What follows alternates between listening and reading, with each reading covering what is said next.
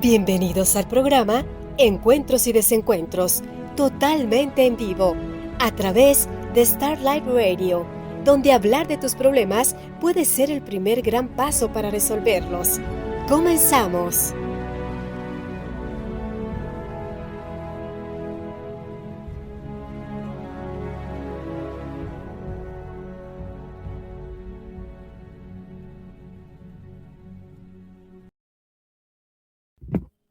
Listo. Hola amigos, ¿cómo están? Bienvenidos a Starlight Radio. Estamos transmitiendo aquí desde la Ciudad de México. Perdón, es que tengo aquí unos problemitas, pero ya lo estamos solucionando. Hola, quiero saludar a nuestros panelistas. Quiero saludar a Adrián García y a Mireya Gómez, que están con nosotros, pero como siempre, primero con las mujeres. Hola Mireya, ¿cómo estás? Hola Logan, contenta de volver a estar aquí con ustedes. Hola Adrián. ¿Qué tal? Mire, buenas tardes. Hola, hola. Bueno, pues ya saludamos a Adrián. Hola Adrián, ¿cómo estás? Bien, Logan, muchas gracias. Aquí con un día caluroso. Fíjate que el día de ayer hizo bastante calor aquí en Querétaro y hoy amaneció también bastante caluroso. Bienvenidos, Radio Escuchas. Un gusto compartir con ustedes el día de hoy. Y de Sí, antemano un quiero gusto. pedirles una disculpa porque tuvimos problemas para poder transmitir, pero bueno, ya estamos aquí. Y el día de hoy traemos un programa en el cual hablaremos de problemas escolares. Así que, bueno, pues vamos a comenzar sin darle más tiempo. Así que empezamos con Adrián. ¿Qué nos puedes comentar de problemas escolares, Sí, de los niños en problemas escolares? sí es un tema que hoy en día es muy recurrente porque fenomenológicamente hablando, ha cambiado nuestra historia con respecto a las situaciones que se dan en la escuela. Poniendo un poquito en antecedentes históricos, los problemas que se presentaban hace 30 años en la primaria, y hablo por mí de cómo me iba en la primaria, bueno, que 30 años, ya hace 40 años, yo creo. Sí, no, si no es que un poquito más. Los maestros tenían otro estilo de liderazgo, otra forma de relacionarse. Poniendo un poquito en antecedentes, yo recuerdo que había maestros muy autoritarios, había maestros que llamábamos en ese entonces maestros transatlánticos, ¿no? O barberos, o también maestros que no estaban como muy interesados en involucrarse en la educación con los alumnos. Había de todo. Pero sí recuerdo claramente como muchas veces algunos maestros nos agarraban y nos aventaban el gis cuando estábamos ahí echando desmadre, nos aventaban el gis o el borrador. O también recuerdo que nos decían, a ver, junta tus dedos y ponlos bien paraditos, y después y agarraba el borrador y nos daba en la punta de los dedos. Ese tipo de maltrato llegamos a recibir. Pero también hay que ser honestos, porque también nosotros como alumnos de primaria también realmente hacíamos nuestras travesuras, y a algunos maestros les hacíamos pasar de verdad asuntos complicados. Yo recuerdo alguna vez que le echamos del pica pica ahí en el asiento del maestro, y andaba luego rascándose. Nos éramos a veces muy atrevidos nosotros. Y obviamente en ese entonces siempre salíamos ganando, y, y a veces perdíamos.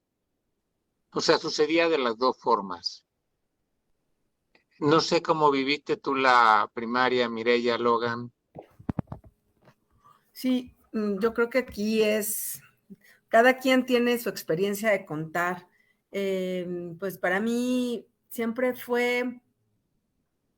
yo me puedo ubicar como una niña muy temerosa y entonces la forma en la que yo podía como relajarme o llevar o gestionar el temor, pues siempre fue en estar muy atenta de las reglas, de las normas de disciplina, de la obediencia. Y esto no quiere decir, claro, aparentemente esto me hacía a mí, pues una niña con buenas notas, con una conducta, porque antes, no sé ahorita cómo lo evalúen en los pequeños, pero antes había las notas de conducta.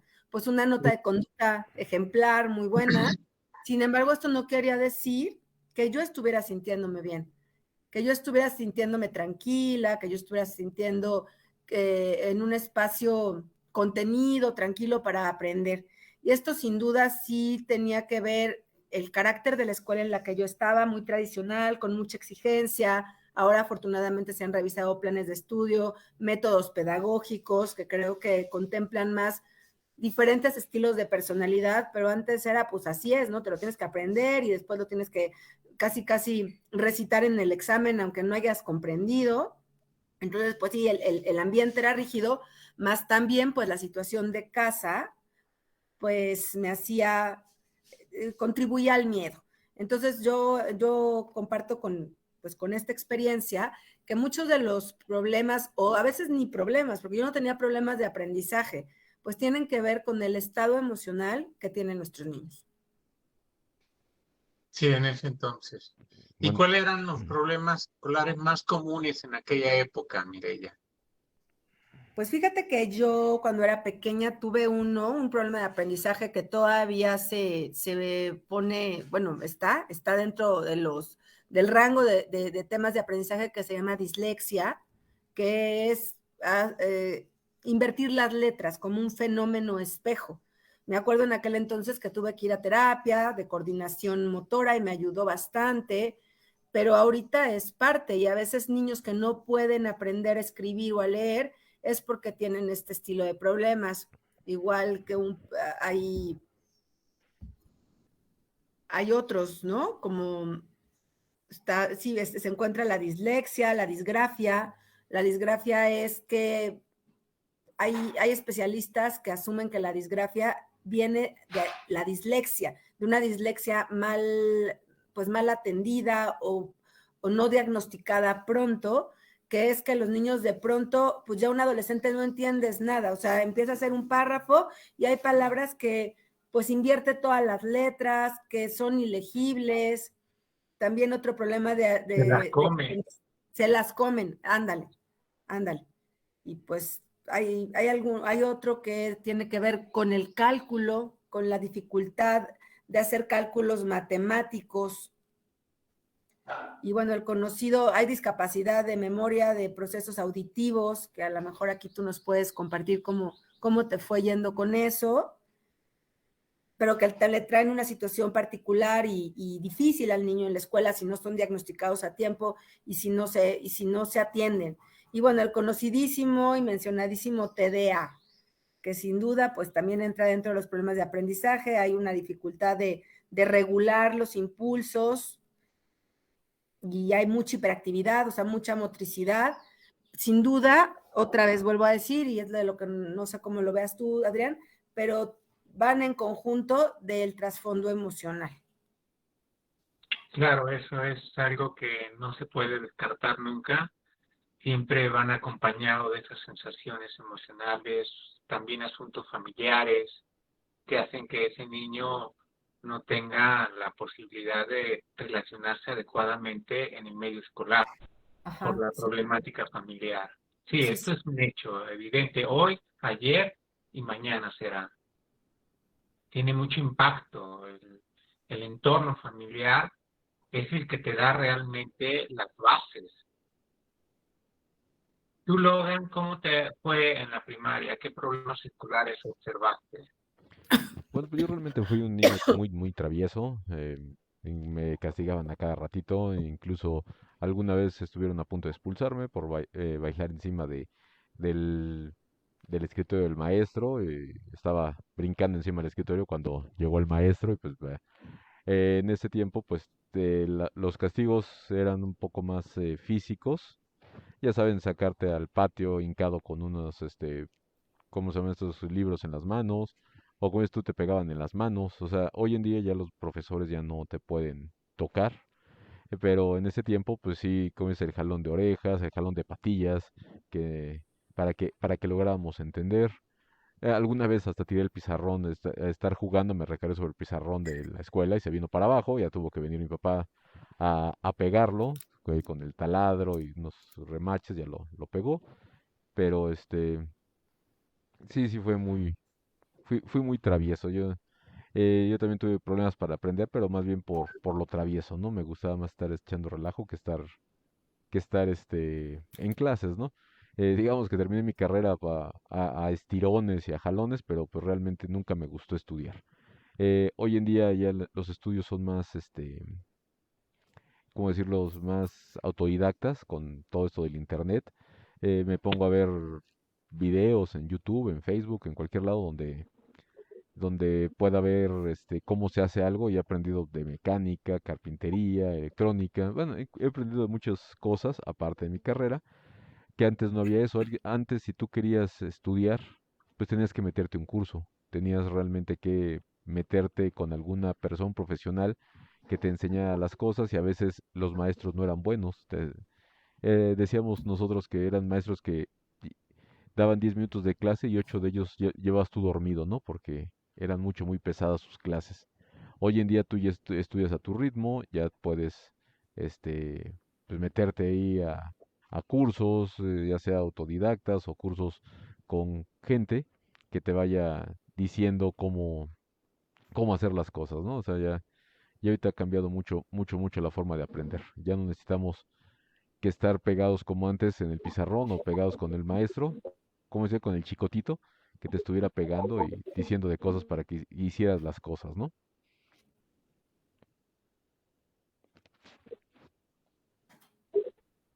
Eh, Sí, así sí, es, a ti. ha cambiado mucho, y más aún por la cuestión de la pandemia, que muchas, Sí, y la escuela también se convirtió en un asunto de Sí, sí. te estamos perdiendo, Adrián.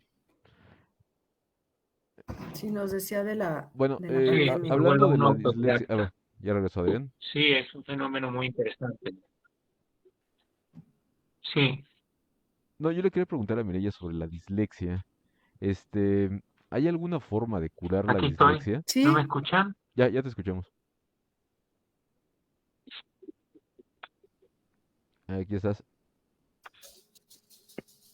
eh, sí, se necesita diagnosticar, o sea, son terapeutas de aprendizaje, gente que se forma precisamente para hacer el diagnóstico pues sí, de estos problemas y también el acompañamiento. Son una serie de terapias, no podría decirte ahorita qué número, pero sí es por algún tiempo el niño tiene que tomar terapias, se llaman de coordinación motora fina, son volver a aprender a hacer trazos y también hay aspectos en estas terapias que ayudan despacito para que pueda ir integrando de nuevo pues la correcta posición de las letras. Y además pues es coordinar el ojo, lo que está viendo el ojo y la mano. Entonces, sí hay forma de apoyar a los niños y sobre todo esto se ve mucho en el salón de clases, las maestras, yo creo que cada vez más están capacitadas para ver si hay un niño que se atrasa porque no puede, también no puede empezar a leer tal vez sílabas simples y entonces ahí es momento de llevarlo con un profesional para que valore y que pues se le dé la terapia adecuada, pero sí se revierte y es nada más un proceso en las fases del aprendizaje. Ok, y bueno, yo sabía que así es. se me fue el nombre. Disgrafía es cuando escribes una cosa por otra, o sea, cambias letras, digamos, sobre todo las palabras, las faltas de ortografía, la C, la S, las confundes, o eso sí es de ortografía, eso no tiene nada que ver con la disgrafía. Es que preguntaron por aquí, ¿qué es la disgrafía?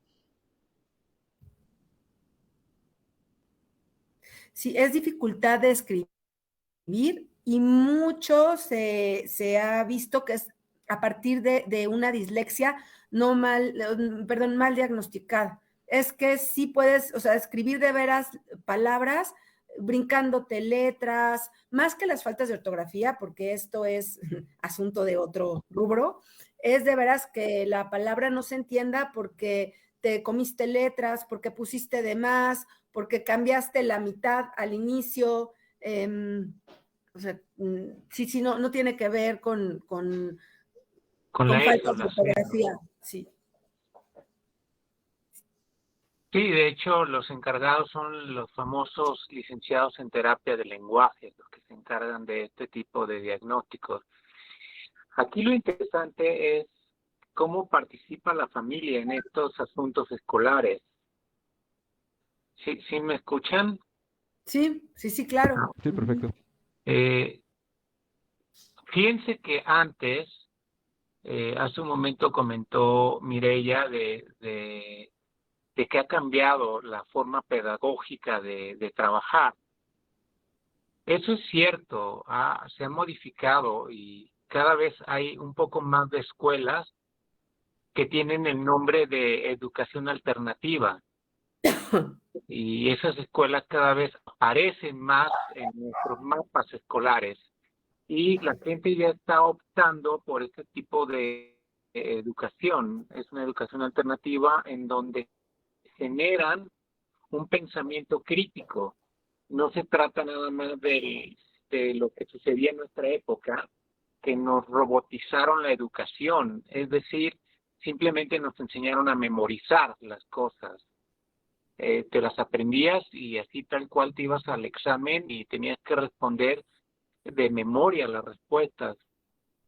No había un examen en donde requiriera que la mente hiciera una crítica, hiciera una reflexión, un análisis de las cosas. En ese sentido ha cambiado mucho la educación. En cuanto a los maestros, yo siento que todavía falta mucho camino, porque la formación de los maestros todavía sigue siendo muy limitada. Claro. Y además, las escuelas públicas todavía siguen metiendo muchos alumnos a sus clases. Estamos hablando de 30, 40 alumnos. Todavía yo puedo observar eso que sucede en la primaria. Más, Adrián, más. Sí, más, ¿verdad? Sí. Y estamos hablando de que el maestro regularmente, aunque supiera o tuviera las herramientas para poder, cuando menos darse cuenta si existen problemas de aprendizaje en los alumnos, lo cierto es que no invierte tiempo a esos alumnos que están un poco atrasados. Por la cantidad de alumnos que están educándose en ese momento, no da pie a poderle prestar atención a uno o dos personas que están presentando lentitud en su aprendizaje. Y eso es algo que se presenta hoy en día. Yo lo veo como un problema todavía muy latente, la cantidad de alumnos que hay en los sistemas escolares. Sí, sí, ya son cosas sociales, ¿no? También pues los sueldos tan bajos que tienen los profesores en varios niveles de enseñanza, que un profesor no solamente es en la escuela, sino toda la tarea que tiene que llevarse a casa y las calificaciones y planear el programa que va a llevar con los chicos, ¿no? Y ahí se juntan muchas cosas. No, y también como dices, tienen Sí, muchos alumnos los profesores, pero recuerden que no siempre tienen una sola escuela. De repente salen de esa escuela con muchos alumnos y van a otra con muchos alumnos. Llega un momento que digamos que se engentan y ya no les interesa realmente la educación. O sea, digamos a la primer punto lo hacen, pero ya más tarde pues ya no les interesa eso y que les pagan de enseñen o no enseñen, ¿no? También hay personas que han llegado a ese lugar sin vocación de servicio que realmente porque les dieron el puesto, es amigo de alguna otra persona, pues, o lo conocen en el sindicato, y en el cual pues, no les interesa enseñar. Realmente ellos nomás van, cumplen con su horario, cumplen con lo que deben de hacer, y ya. Hay otros que sí son muy dedicados, y es a los que dice Mireya que no tienen, no les pagan lo suficiente, o no les dan el apoyo, porque de repente necesitan material didáctico u otras cosas que para enseñar a los niños y no se los proporcionan. Bueno, ese es mi punto de vista. Sí, de hecho es otro problema que está sucediendo también hoy en día. Eh, Vaya, en sistemas escolares la cosa también ha estado bastante limitada. Tenemos un gobierno que no ha tomado realmente conciencia. Esto también tiene asuntos políticos, porque una forma de mantener controlada a la gente y de hacer que no genere pensamientos críticos y analíticos es justamente una educación como la que teníamos hace 50 años, en donde nada más memorizaba las cosas. Eso hace que pues no tengas un punto de vista y no te atrevas ni siquiera a hacer reflexiones profundas. Yo creo que para generar cambios en una sociedad, para transformar sociedades y romper paradigmas, sí se requiere mucho de cuestionar, se requiere mucho de ese pensamiento crítico, lo cual pues son muy pocas las escuelas, sobre todo la que estaba hablando hace rato, de escuelas alternativas que propician ese tipo de metodología pedagógica.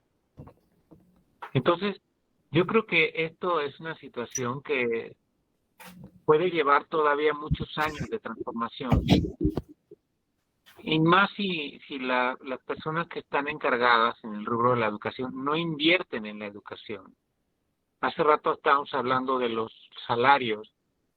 Ciertamente hay muchos maestros que tienen salarios bajos y en otros sectores hay maestros que también tienen salarios altos y no quieren trabajar, porque también suceden las dos cosas. Yo recuerdo que teníamos más clases hace 50 años que ahora. Ahora han recortado mucho el calendario escolar. No sé cómo veas tú, Mireia, si efectivamente se ha pasado este fenómeno de que ya hay menos, ya hay como más juntas de maestros, ya hay como menos inversión en la educación y menos horas educativas. Sí, sí se ha reducido las horas clase y bueno, me parece que también a los maestros les exigen hacer con muchos informes y llevar bitácoras. Creo que es algo adecuado. Sin embargo, pues la parte de, pues otra vez, ¿no? Los salarios, la economía, es muchísimo trabajo para lo que perciben y las horas invertidas, y a veces pues los perjudicados son los chicos. Pero bueno, pues, ¿qué vamos a hacer con esto? Porque vivimos en este sistema y en esta cultura, y qué podemos hacer cuando un chico tiene problemas de aprendizaje. Que no, fíjense, a mí aquí me gustaría separar problemas de aprendizaje de los problemas escolares. Problemas de aprendizaje son estos mencionados al inicio, y como decía, se trabajan con un terapeuta de lenguaje, con un psicólogo educativo que están capacitados para valorar qué estilo de problema es y para dar la terapia, que muchas veces tiene que ver con atención, con memoria, con alargar procesos de autocontrol, con palabras, con lenguaje. Y problemas emocionales, problemas, pues entran muchos otros factores. Entra la situación familiar del niño, también situaciones que puedan estar pasando en la escuela, entra toda esta parte emocional, que sin duda cuando hay un problema de aprendizaje y también hay un problema emocional, pues el niño necesita atención. Pero a veces no hay un problema de aprendizaje, pero también está habiendo problemas escolares por el problema emocional. Entonces, pues... Sí, es un asunto multifactorial, porque ciertamente no siempre hay problemas familiares y puede haber problemas escolares, o viceversa. Puede haber un problema en la casa y no necesariamente tenerlo en la escuela. O también si tienes un problema de de aprendizaje que no se dan cuenta ni en la escuela ni en la casa, ese también puede ser posible. A veces la familia no está tan involucrada con la educación de esos niños. Sí, claro. Y no están viendo que está sucediendo algo en la escuela, y además los maestros tampoco participan en ese detectar las diferencias, las anomalías, ¿no? Y eso también sigue sucediendo porque tiene mucho que ver con la falta de preparación. Ahorita puedo yo tocar, hace rato me preguntabas cómo me fue en la cuestión de las discapacidades. Hoy en día,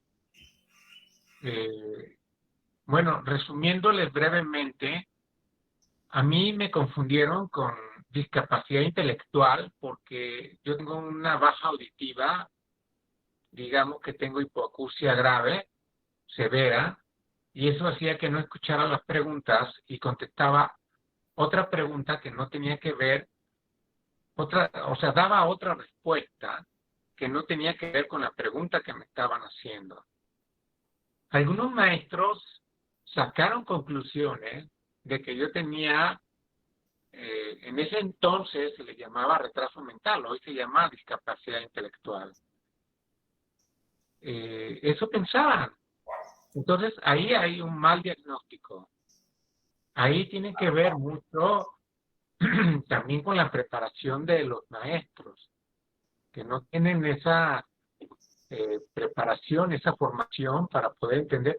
Ya no se diga, o sea, ni siquiera es pensable que ese maestro tenga la capacidad, porque ya no corresponde a esa área, sino ya son como maestros de educación especial. Claro. Pero yo no iba a una escuela de educación especial, yo iba a una escuela como cualquier otra, porque mi único problema era el de no escuchar bien, que estaba solucionado porque ya traía yo aparatos. O sea, yo desde que entré a primero de primaria, yo ya usaba aparatos. Yo ya había tomado 4 años o 3 años de terapia de lenguaje. Yo tuve que estar en terapia de lenguaje antes de entrar a la primaria para poder corregir todas esas faltas que tenía con respecto a la lectura. Yo no tenía el problema de dislexia, pero no se me entendía bien cuando hablaba. Arrastraba mucho las palabras y justamente tiene que ver porque no oía bien lo que estaba la gente hablando y entonces yo las decía de acuerdo a la forma que oía. Como es un problema de sordera, entonces yo hablo conforme escucho. Y mis papás sí me llevaron a terapia. Ahí se corrigió el problema, pero en la escuela yo recuerdo que me hacía mucho bullying porque pues traía unos aparatos bien grandes, o sea, los de sordera y además tenía ceguera. Era una caja que se montaba como ahora las memorias que se usan para escuchar música, que traes tus audífonos, te pones en las orejas y usas un USB, una memoria USB, y ahí te la cuelgas. Ese era más o menos mi aparato, estoy hablando de hace 50 años. ¿Quién va a entender una cosa así? Y era el único. Entonces sí se me presentaron una serie de situaciones emocionales bastante complicadas, porque además a los maestros en ese entonces no les importaba si yo usaba o no. O sea, no se me puso como un requisito que para poder estudiar en la escuela tenía que usar los aparatos. Entonces, ¿qué hacía yo? Como tenía pena de usar el aparato, tenía vergüenza, lo escondía. Entonces, varios años me pasé como un niño callado, un niño que no se expresa, un niño que no da su punto de vista por la vergüenza, por la pena de usar aparatos. Entonces, los maestros nunca se involucraron conmigo en incluirme. Y yo creo que este es un fenómeno que hoy se sigue dando en las escuelas. Yo no tengo hijos, pero sí he tenido padres de hijos que se enfrentan a esos problemas escolares con sus hijos. que todavía los maestros no tienen como la preparación para poder atender situaciones psicológicas. Yo diría que un maestro tendría que tener la clase dentro de su formación de carrera, esta materia de cómo tratar a niños con problemas emocionales o psicológicos. Y eso es algo que no se da. O Fíjate, perdón, dígame lo contrario. sí, yo quiero aquí como complementar lo que estás diciendo.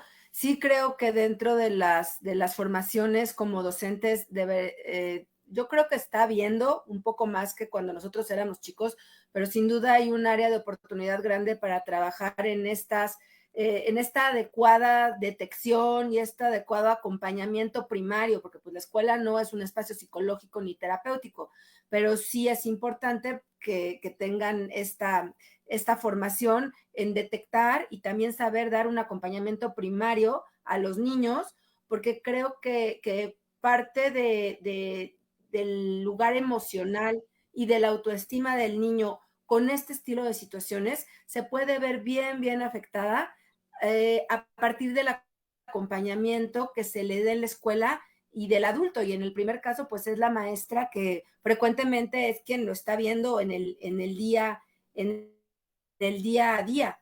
Y creo que es como esta parte que se retroalimenta. O sea, hay este problema. Y si no es detectado a tiempo, si no es apoyado a tiempo, lo que pasa a nivel grupal es que hay como cierta segregación.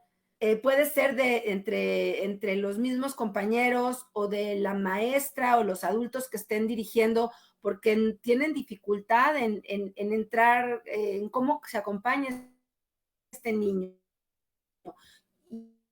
Y ahorita la dificultad de escribir, sin un niño que está teniendo problemas con su conducta, con su hiperactividad, pues el mismo adulto, a lo mejor consciente o inconscientemente, pero va teniendo, pues puede expresar cierto rechazo a la hora de relacionarse con el niño porque le cuesta mucho más trabajo. Entonces ahí la importancia de detectar estos problemas a tiempo para poderles dar atención a los chicos, porque sin duda son problemas que después se pueden retroalimentar con aspectos de autoestima y vivir espacios escolares de forma muy dolorosa, tanto para los chicos y para quienes los guían.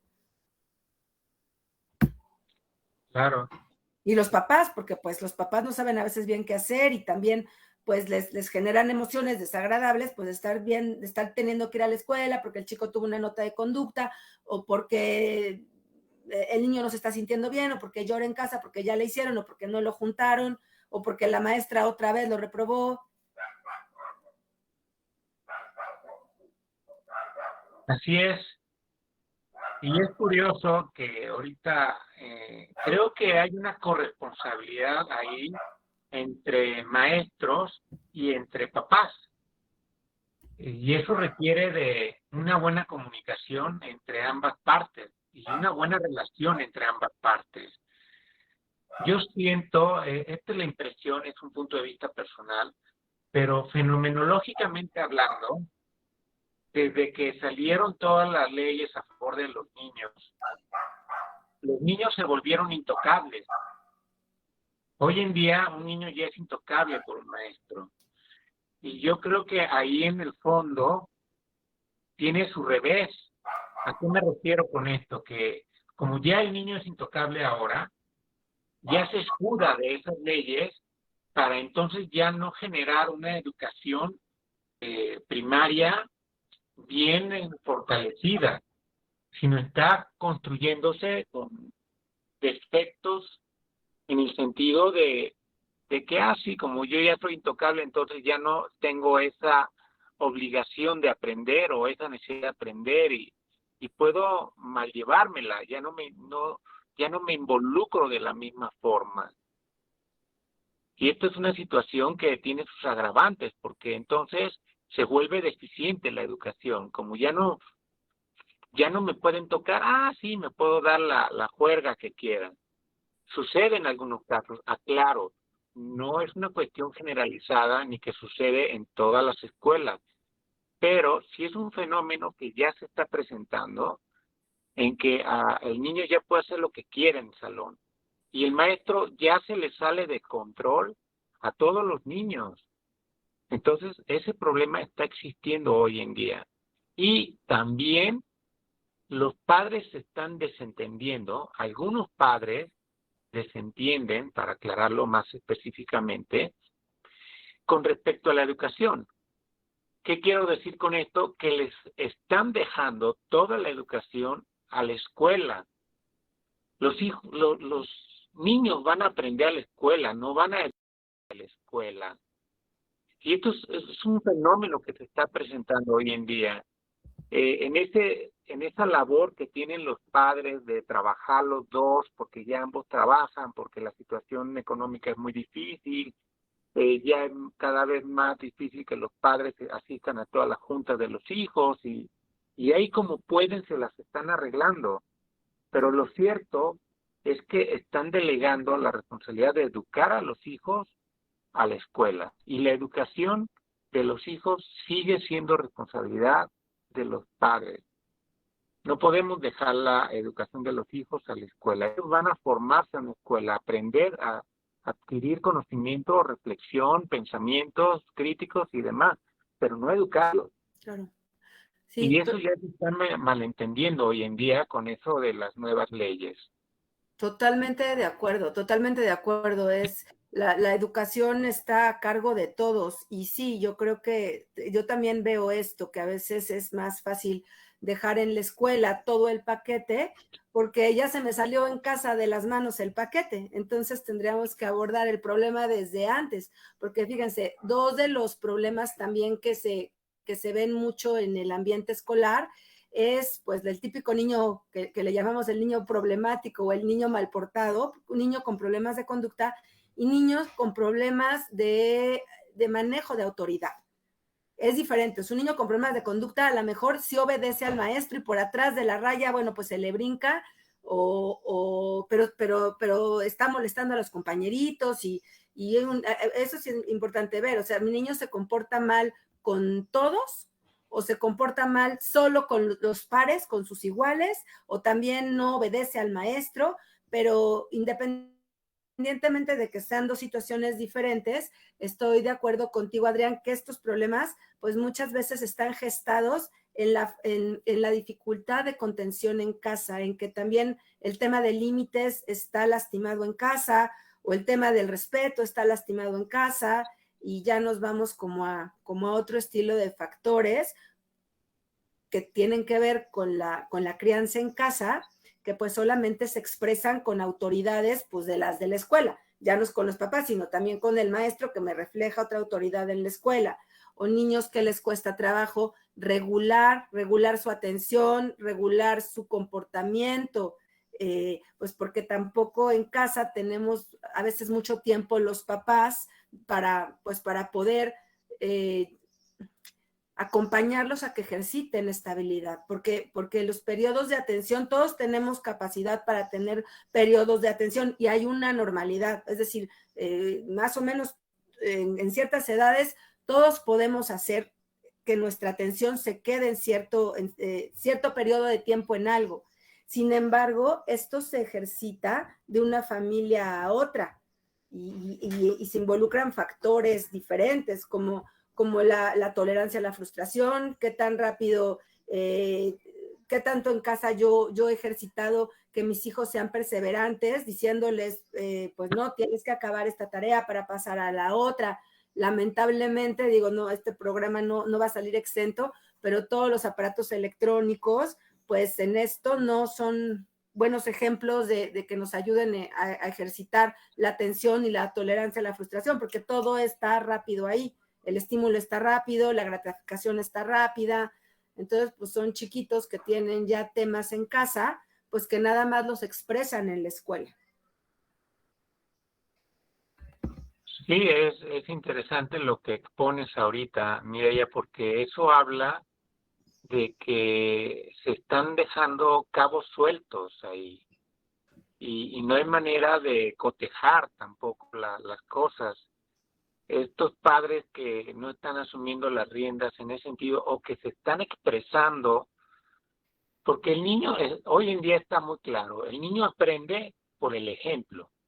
Todo lo que observa de los padres y la manera de comportarse entre ellos, eso van y lo replican con sus maestros.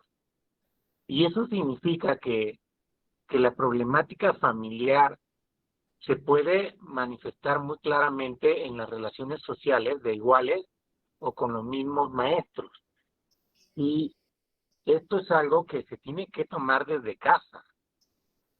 Ahí yo invitaría como que, perdón, a los padres la importancia que ocupan ellos como padres y que no se puede pensar que todas esas situaciones las tenga que resolver el maestro. Y además que ahora, pues los niños son intocables, entonces los maestros ya casi no pueden hacer nada en ese sentido, porque si reprendes a un niño, te acusan. Y también corre el riesgo de que el maestro se quede sin empleo. Hoy es muy fácil correr a un maestro.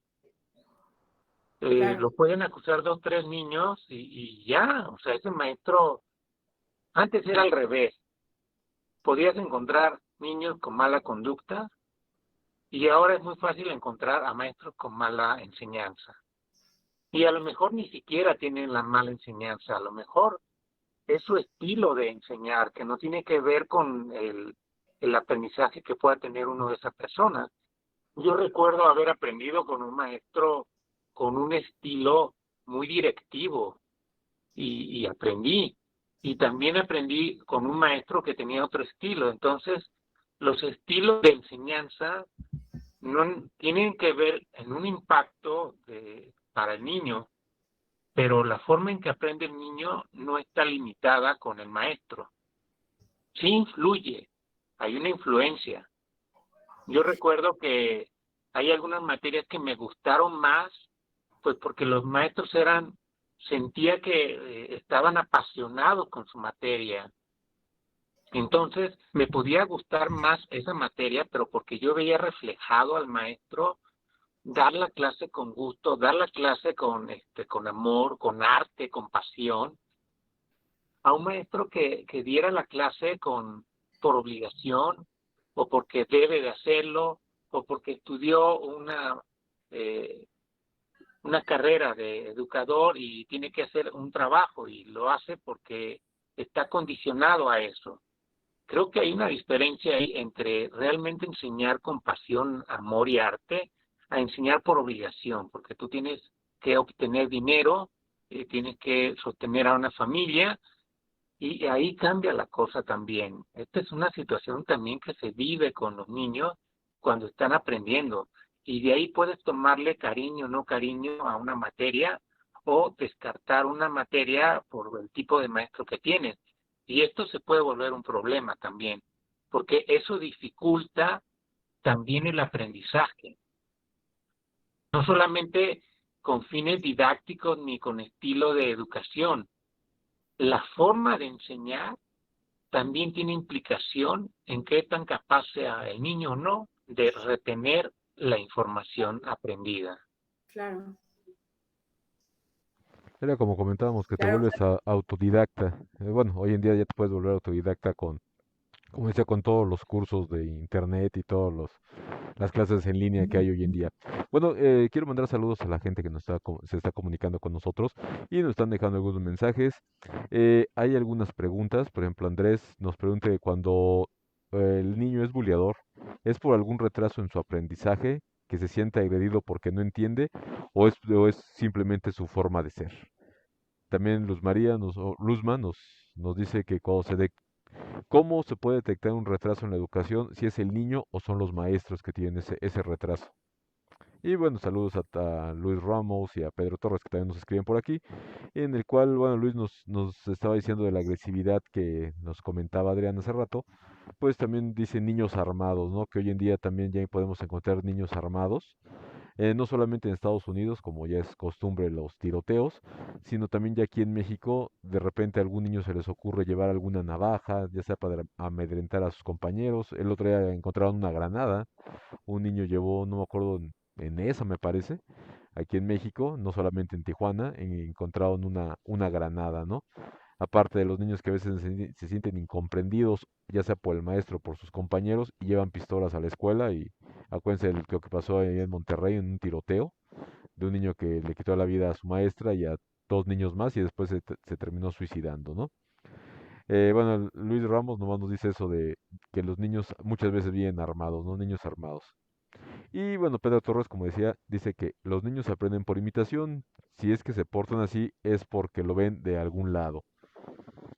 Bueno, la única que se da, bueno, y saludos a nuestros panelistas, le mandan saludos a Mireya y a Adrián. Gracias por estarnos escuchando.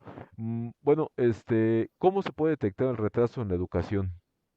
¿Hay alguna manera de detectarlo? Que sea el niño o sea el maestro que no le interese, le está dando mal la educación al niño, o realmente es el niño que tiene algún tipo de problema un problema educativo.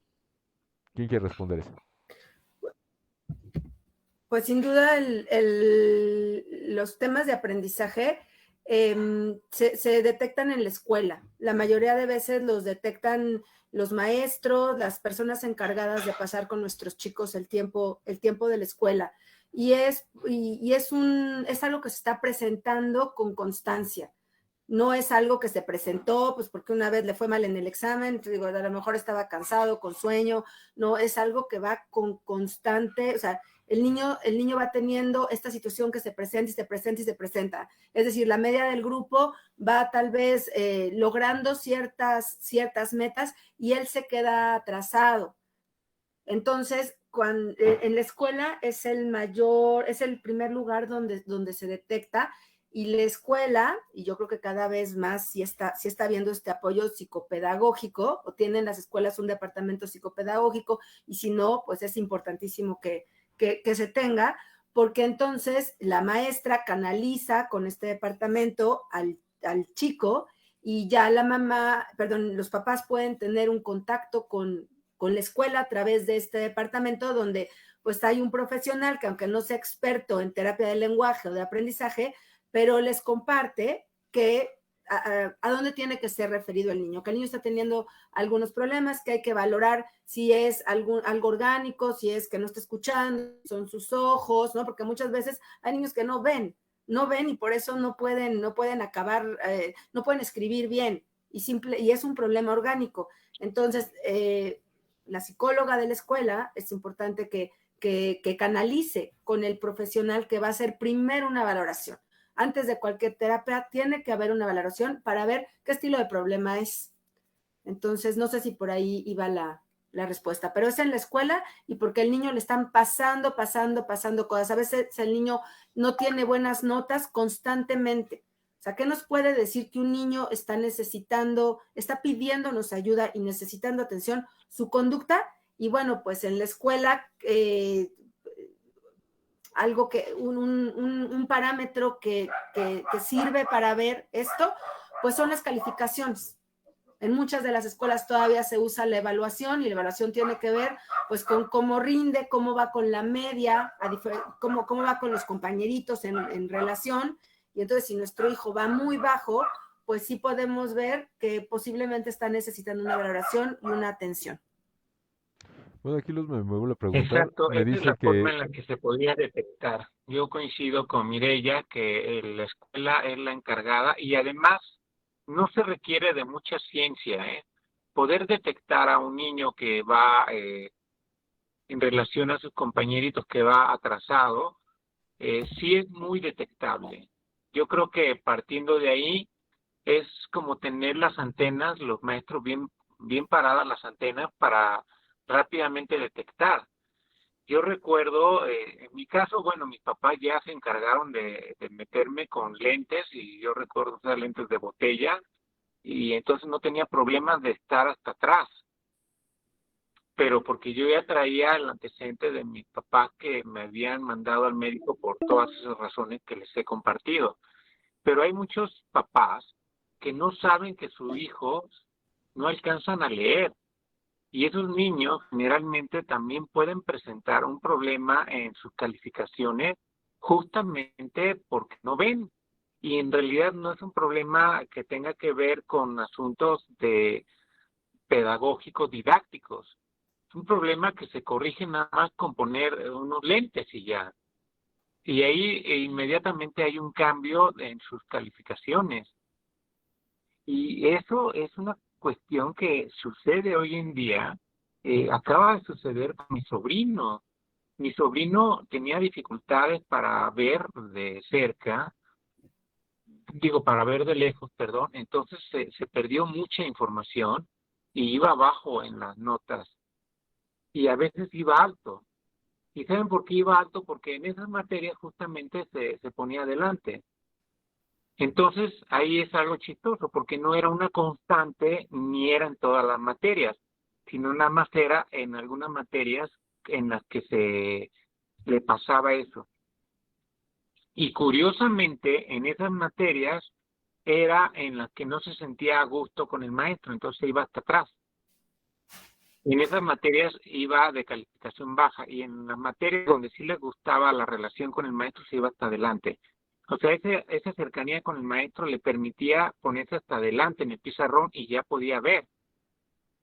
Y justamente cuando no me gustaban los 2 o 3 maestros con los que no me llevaba bien, me iba hasta atrás, pues en eso salí bajo. Entonces no fue fácil detectar ahí esta cuestión.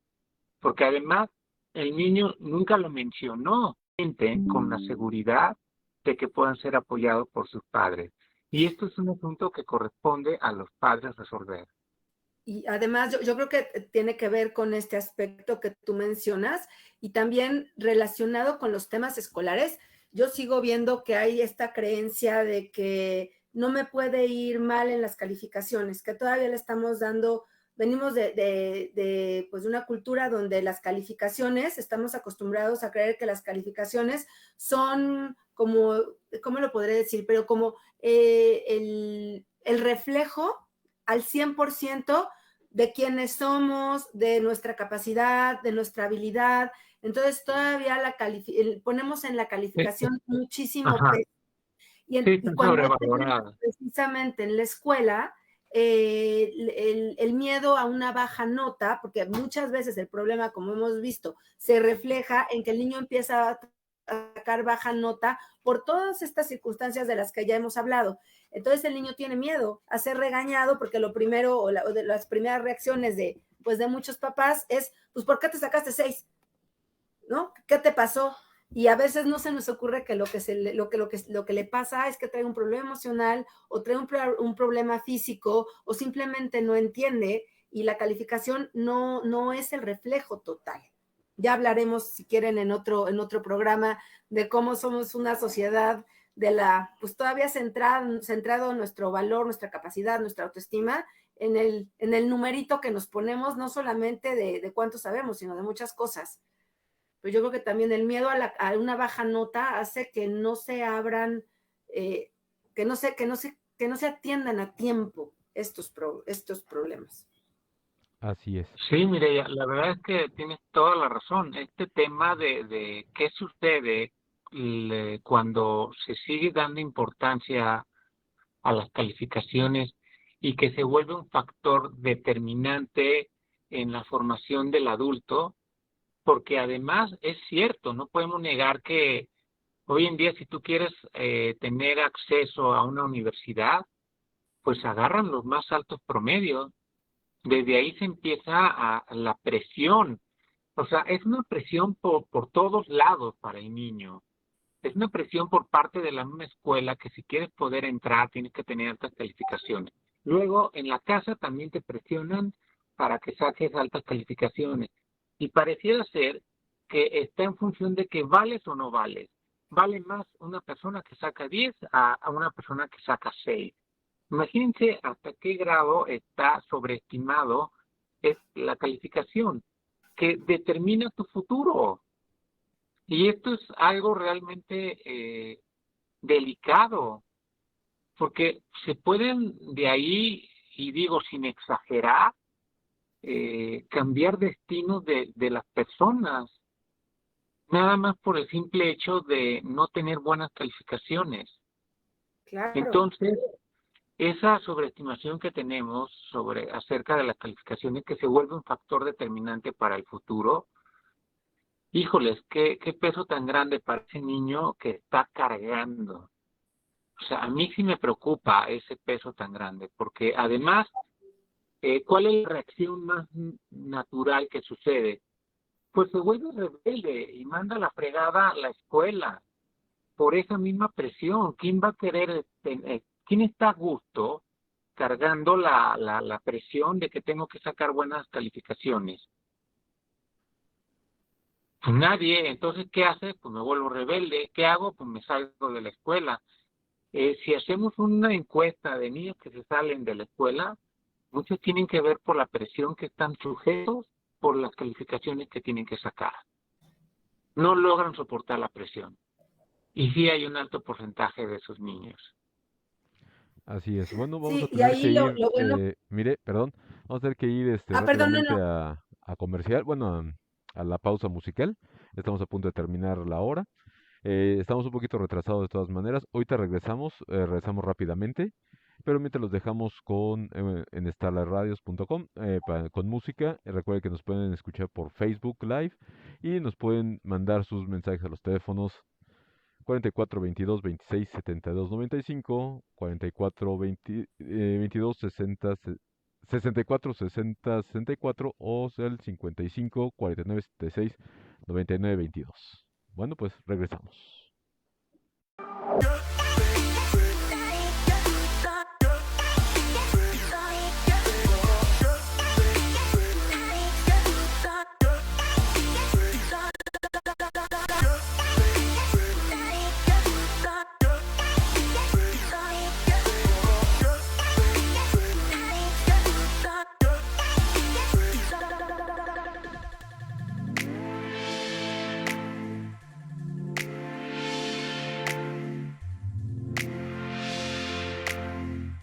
Y bueno, pues ya regresamos y vamos con nuestras conclusiones.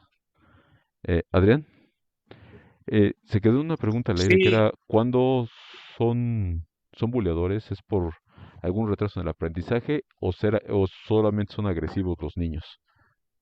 Esa fue la última pregunta cuando salimos del aire. Adelante, Adrián. así es. Esta situación se presenta en ambas formas. Puede incluir un problema de aprendizaje que lleve a un problema de conducta o simplemente puede ser un problema de conducta nada más, generado obviamente por el ambiente familiar. Estas pueden ser las combinaciones. Ahí habría que revisar, primeramente, como hace rato estábamos hablando de lo importante que es conectar con acuerdos que se establezcan entre maestros y el área de psicopedagógica como un área importante para poder detectar situaciones que varían dentro de un rango de normalidad. Cuando los maestros detectan este tipo de cosas, es importante acudir inmediatamente a esos departamentos si es que los tienen dentro de las escuelas. Y en caso de que no, pues es importante que acudan con los papás para que planteen esas situaciones que están pasando, para que los padres tomen pues riendas al asunto y empiecen a checar qué es lo que está pasando. Si es un problema derivado por ambas cosas, ya sea a problemas de aprendizaje y conducta, o simplemente el bullying se da porque lo está aprendiendo en casa. Muchas veces cuando los padres se maltratan entre ellos como pareja, pues el niño también aprende eso. O también cuando el niño es maltratado por sus padres en casa, él es una víctima en la casa, pero también se convierte en un perpetrador en la escuela con sus compañeros a iguales. Estas son las posibilidades. No sé, mire, si tú sabes de alguna otra situación que se presente con esta pregunta. No, lo que tú has dicho, algo que también va muy de la mano y que se puede encontrar como problemas en las escuelas es la dificultad para hacer amigos y también el aislamiento, que pueden ir muy de la mano con el bullying. A veces la dificultad para hacer amigos tiene que ver con que pues hay un chico que está siendo pues bullying o está teniendo conductas agresivas con otro o con otros, y entonces, bueno, pues esta parte social se ve afectada, pero bueno, hay que ponerla en la mesa porque así es una situación que afecta la autoestima, afecta la confianza, y además si los chicos pasan tanto tiempo del día en la escuela, estar con una situación de tensión tanto tiempo es perjudicial para ellos. Y también el aislamiento. Hay una diferencia aquí en la dificultad para hacer amigos, pues puede apoyarse al chico, pues platicando con él, ver qué está pasando, qué causas siente el chico que tiene este problema, si son, y de estas causas, qué puede hacer él, ayudarlo a solucionar, que ya hemos dado algún programa de cómo se escucha a nuestros chicos para que generen soluciones, pero también puede ser algo que tenga que ver ya con la escuela, algo que ya el espacio escolar ya no esté como siendo el adecuado para él, y ahí yo invitaría a los papás a que estemos abiertos también a esa posibilidad, que no siempre la escuela es la adecuada para nuestro chico. Si ya vimos que en una escuela y en otra la dificultad, y en la casa tiene dificultad para hacer amigos, pues sí se tiene que trabajar junto con la familia y en una terapia, porque hay un problema en el chico. Y el aislamiento, que a veces la mayoría de las veces tiene estas causas emocionales, causas que se pueden trabajar dentro de una terapia, pero también no se puede dejar de lado que a veces puede haber ciertos rasgos autistas o de otro trastorno que se llama Asperger, que son niños que desde pequeñitos les cuesta muchísimo la parte relacional. Pero esto también, como contestábamos en otra pregunta, esto se va a notar. Es un niño que constantemente se aísla, le cuesta trabajo tener amigos, no sale de uno en particular, pero constantemente se siente seguro aparte, no se integra.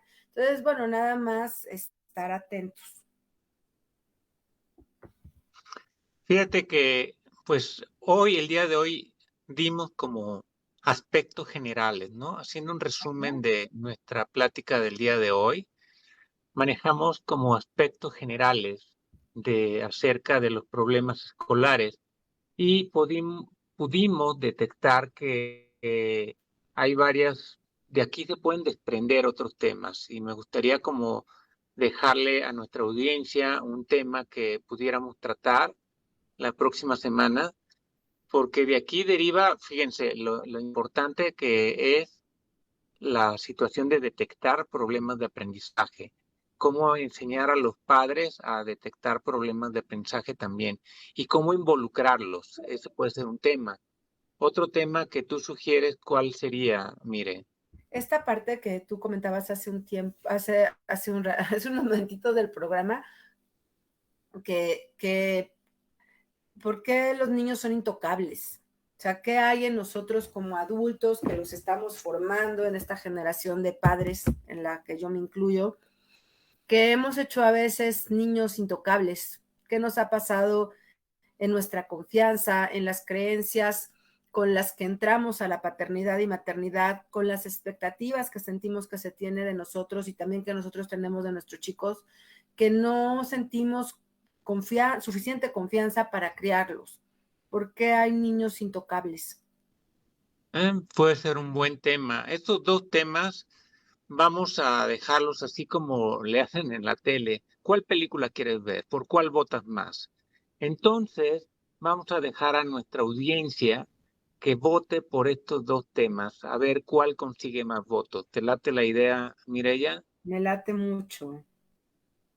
Sí, y ya el próximo viernes ya les diremos cuál fue el tema ganón para la próxima semana, que estaríamos viéndonos aquí. Una disculpa por los problemas de fallos de comunicación. A veces sucede, no siempre se tiene el control del internet. Por eso pido la disculpa en nombre de todos. Y pues síganos escuchando, no se desanimen. La posibilidad de aprender de estos temas siempre vale la pena. Muchas gracias, amable audiencia, por su tiempo, y que tengan lindo fin de semana. Hasta luego, que estén muy bien. Gracias a Logan, gracias Adrián. Gracias.